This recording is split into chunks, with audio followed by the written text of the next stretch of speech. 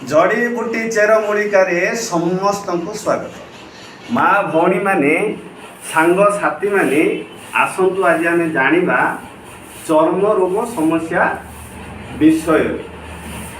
माँ भौणी माने जदि कौन आपण परिवार रे कौन व्यक्ति कौन सदस्यर चर्म रोग समस्या रही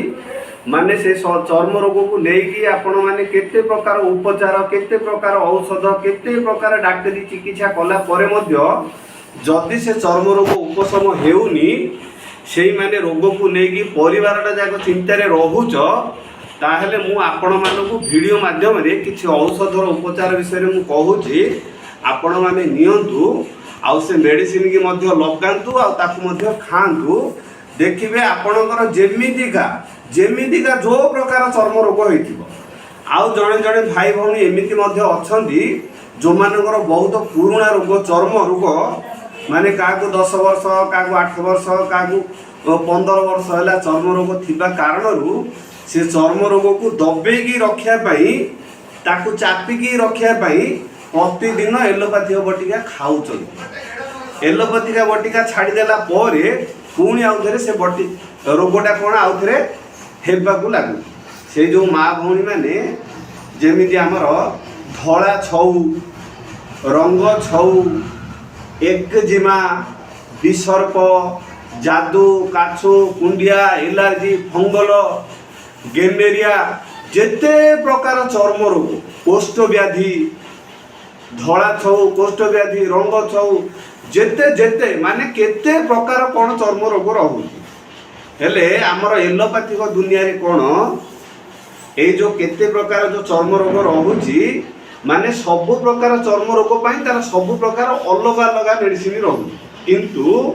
आमर आयुर्वेदिक ए जो शास्त्रीय ज्ञान उपरे एमिति गोटे औषध अछि जो गोटे मेडिसिन एक प्रकार मेडिसिन सब प्रकार चर्म रोग उपरे काम करे जादू काछु कुंडिया जेमितिका रोग माने जो प्रकार चर्म रोग होइथिबो आउ गोटे जिनिस भाई माने भौणी माने जन्म हेलाठू आज पर्यंत तमे अजाणतरे हो जानतरे हो जेते प्रकार सब जो केमिकल पदार्थ खाउच आउ बाकी आमर ए जो विषाक्त मच्छा मध्य हमको कामुड़ी थाउची आउ बाकी शोइबा समय आमर मूषा मध्य कामुड़ी थाउची आमे आड़ आठ दिन बिल माड़ को जो आम कम करने जाऊँ बिल को से विषाक्त कीट आमर बिछी कंकड़ा बिछी मड़ा केते प्रकार सब एमती जंतु रोचंती से आमको चोबे दौरान हेले आम चोबे देला परे किछि गोटे माने तापे उपचार करूचंती ए जो आमर गाउली पंथारे जो रही आमको विषाक्त जंतु गोटे कामुड़ी देला आम अमुक खाइबा समक खाइबा ताकू घोरिकी लगेला पर तो सी ऊपर आड़ू भल हो जाउची किंतु तार किछि गोटे विषाक्त मात्रा मो देह भितर कौन मिसिकी रोची ब्लड भितर सी कौन ऑब्जर्व होगी रोची हेले आमको कौन से सब जिनसर ज्ञान न था कि अमुक दिने मत से जिन चोबे देता तार विषटा मो देहरे रही तारी कारण आमको एलर्जी हो चर्म रोग हो एमती केते गुड़ाए सब समस्या रही चर्म रोग हबार हेले जदि आपण मानक परिवार रे जदि एमती कौन लोकर चर्म रोग जेमितिका होना कहीं तार जदि भल होनी ताको दुनिया डाक्टर दुनिया वैद्य कविराज दुनिया उपचार दुनिया मेडिसिन खाइला परे मध्य भल होनी से अनुरोध करुच्ची रिक्वेस्ट करुच्ची चर्म रोग पाई मु गोटे मेडिसिन मो दुकान रे आमर 3 ताला छात उपरे आमे रांधुछु 17 प्रकार पिता ता सहित इंद्रजब को दिया होची भौरमारी पत्र को दिया होची पोकसुंगा पत्र को मध्य दिया होची ताकू रांधी रांधी ताकू पोच तैयार करा देखंदु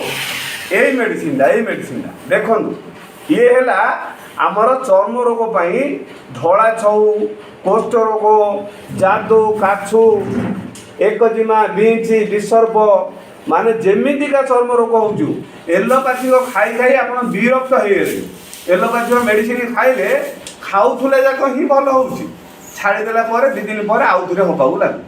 किसी लोक अच्छा सारा जीवन से एलोपैथिक मेडिसिन खाऊँ आउ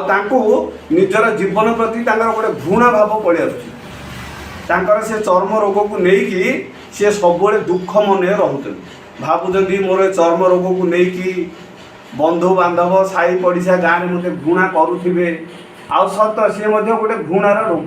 से जो भाई भौणी मैंने आपण को डरवा किसी आवश्यकता नहीं जदि कौन माँ भौणी भाई मानकर चर्म रोगर समस्या रही से माने मो पाखक आसतु मो पाखक आसतु देखु आमर चर्म रोग मेडिसिन ये देखु मुझे देखाई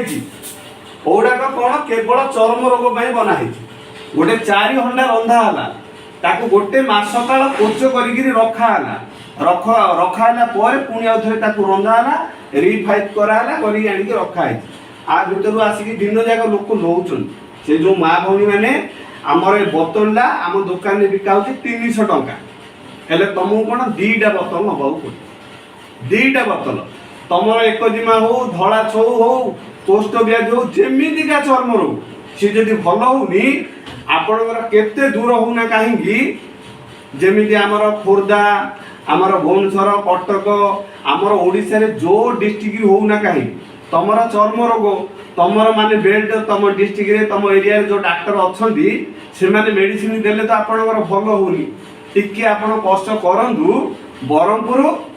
बस स्टैंड को आसतु नले बरहमपुर आमर रेलवे स्टेशन को आसतु टिके कष्ट करी आसतु कथार अच्छी कष्ट पाइले ही कुष्ठ मिल से जो आसला मोटू 2टा बोतल लेकिन जातु गला तुम जिते प्रकार चर्म रोग थी सी सारा जीवन भल ताले भाई मैंने आमर ये मेडिसिन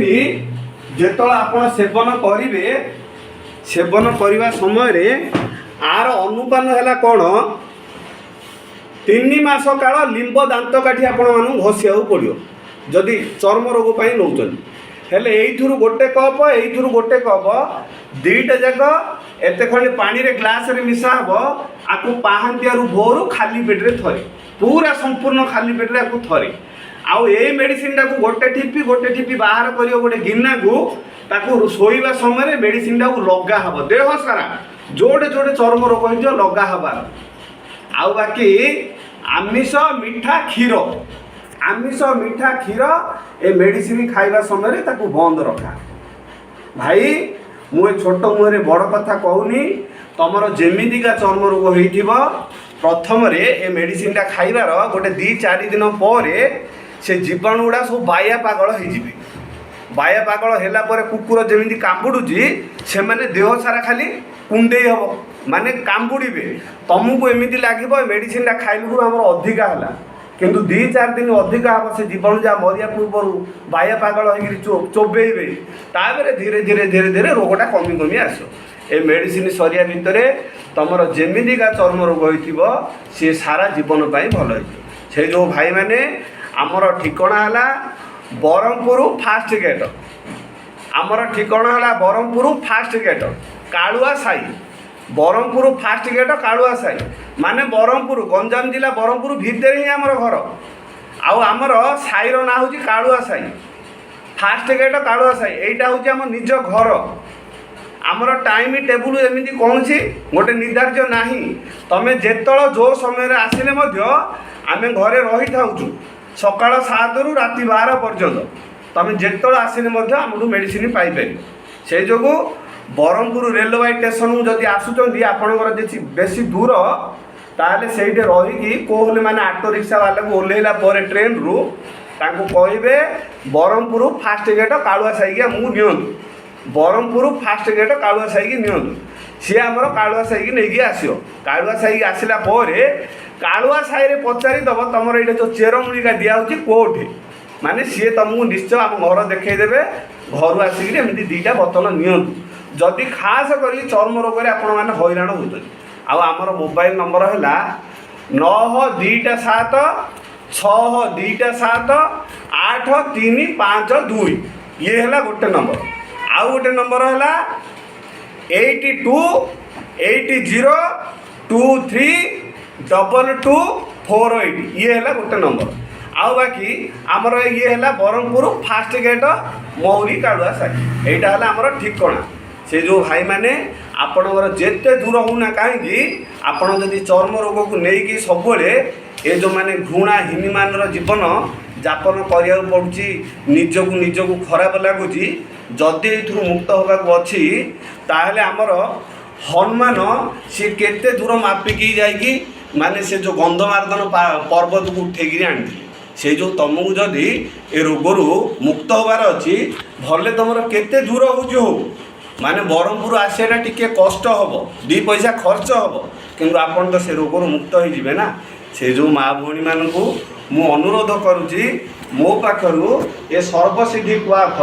ଆଉ ଏ ପବିତ୍ର କୁଆଖ ଆସିକିରି ନିଅନ୍ତୁ। ଆପଣ ପରିବାରରେ ଯଦି ଚର୍ମ ରୋଗରେ କୌଣସି ଭାଇ ଭଉଣୀ ହଇରାଣ ହେଉଛନ୍ତି, ସେ ଯେମିତିକା ଚର୍ମ ରୋଗ ହେଉଛି ଏଇଥିରେ ସେ ନିଶ୍ଚୟ ଭଲ ହେବ। ତାହେଲେ ମୁଁ ରହୁଛି। ଜୟ ଜଗନ୍ନାଥ।